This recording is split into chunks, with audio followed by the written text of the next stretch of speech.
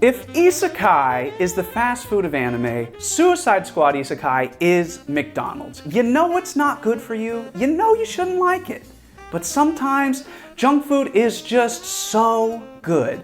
And how could it not be when DC teamed up with Wit Studio, the people behind Attack on Titan, to assemble the Avengers, oh, sorry DC, I mean Justice League of production teams, including the creator of ReZero, a director from JoJo, and the character designer from Psycho Pass, who all came together and said, you know Isekai tropes? Yeah, let's just use all of them. The Suicide Squad Isekai we got ended up being the most baby's first Isekai generic fantasy you could imagine. Yet I cannot deny it was entertaining, because it felt like somebody's fan fiction that they wrote when they were on way too many shrooms. But what if I told you this was all part of DC's master plan? Well, come take a seat at the bar and we'll unravel exactly what DC was trying to do with this and why I actually kind of liked it. Today on Mixing Media. Suicide Squad Isekai begins in a little bar on a street corner where Harley Quinn turns to the bartender and asks for something really sweet, and judging by the looks of it, she got the B52, which is the easiest shot you'll ever take that stacks coffee liqueur, Irish cream, and orange liqueur, which I didn't really have the right kind for this, so my top layer is a little bit messy. But Harley never even got to take her shot because the entire bar was a setup by the government agency Argus to capture and airlift her to another world so she can isekai their natural resources back to Earth. But Argus isn't relying on her alone. They've assembled an entire squad for this suicide mission. Some kind of suicide squad. He said the name! He did it! And of course, part-time dance god, full-time head of Argus Amanda Waller knew these villains would need a little motivation to go along with her plan. So she implanted bombs in each person's neck that will detonate if they don't report back to the gate every 3 days, or if she just feels like blowing up somebody's head. Wait, don't! Kindness, not exactly her MO. And the person in charge of carrying out this mission is Adam, a high-ranking Argus agent who, oh, wait, no, he's dead. And so is the helicopter he rode in on, which unleashes the Suicide Squad into the world of, well, I don't really know. I don't think they ever gave it a name. And honestly, it doesn't even matter. You got everything you needed to know when I told you the show was called Suicide Squad Isekai, because that's all this world is, just Isekai. Is it a fantasy? Yes. Is there a demon lord? Yes. Is it a power fantasy? Yeah, actually, surprisingly no. But they do at least have magical powers, and we're not here for the world anyway. We're here for the Suicide Squad, so let's see who we got. One sec. Okay, let's go. We've got Roy Flagg. He's like Adam, but alive. Then we've got anime John Cena, anime Michael Jackson, and anime Will Smith. Maybe, I don't really see that one. But this guy's just a shark in overalls, and I love that for him. Last but not least, we've got Harley Quinn, and I'm not gonna lie, I struggle with her specific brand of cringe, but her character design here is fantastic, and the effort they put into animating her facial expressions will have you Googling how to cure corophilia. Oh, Clissy redirects here. Nice. But for every one of Harley's well-animated facial expressions or Clayface's goblin dance-offs, actually there was only one of those, but there should have been more. There's just as many scenes where Deadshot has a fist twice the size of his head and bigger sausage fingers than King Charles. Or a lot of scenes where they hoped you wouldn't notice that every guard is just this same guy, like he's the Nurse Joy of prison. It's a real mixed bag, and a lot of the time, the good and the bad are kind of flying at you at the same time. I think I got whiplash with how up and down the quality was when the squad fought a dragon, because it opens with the dragon on this intricate rock formation that the animators literally built a clay model so they could render it accurately, only to then paste rock.png right into the middle. Look at the way it moves. It's not even tracked to the ground. Not that it looks like it's part of the ground, but then Harley Quinn starts doing backflips and you're like, okay. And then she whips out a giant frying pan and starts deflecting fireballs back at the dragon, and you're like, okay. But then boom, the rocks are just square, or whatever this is, and they're trying to get us to believe that this shrinking still image of a dragon is actually falling, and I just can't. I can't see it. Now, you could say that these inconsistencies are all a big visual metaphor for the instability of the villains who make up the Suicide Squad, but you would be wrong, because I just totally made that up, though I will say, production team, if you need any excuses, you are welcome to use that. Honestly, the most consistent thing about the show was how much I consistently enjoyed the end credits. watching Amanda Waller do psychedelic TikTok dances reaches heights I haven't felt since JoJo Part 5 ended with "Every time I close my eyes, I wake up feeling so horny." Speaking of end themes, Go Getters by Calliope Mori from Hololive English, oh my god, what a banger. This might be the best song she's ever made. I'll be real, Callie's end theme was half the reason that I even decided to watch the show in the first place, and then the other half was just disbelief that they actually made this show. But after going through some interviews and kind of putting the pieces together, I think I was able to figure out what exactly DC was trying to do with that master plan I alluded to earlier, and why Callie actually fits perfectly into it.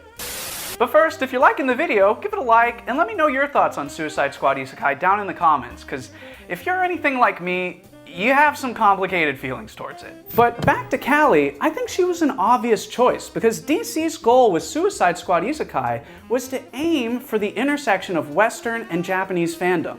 And as a VTuber in a well-established Japanese corporation who's also a member of their English branch, that's exactly where she operates. Now, to be clear, DC's only stated goal with this was to grow their Japanese audience, but there's a lot of evidence that shows they were really trying not to alienate Western audiences too, because that's who pays the bills.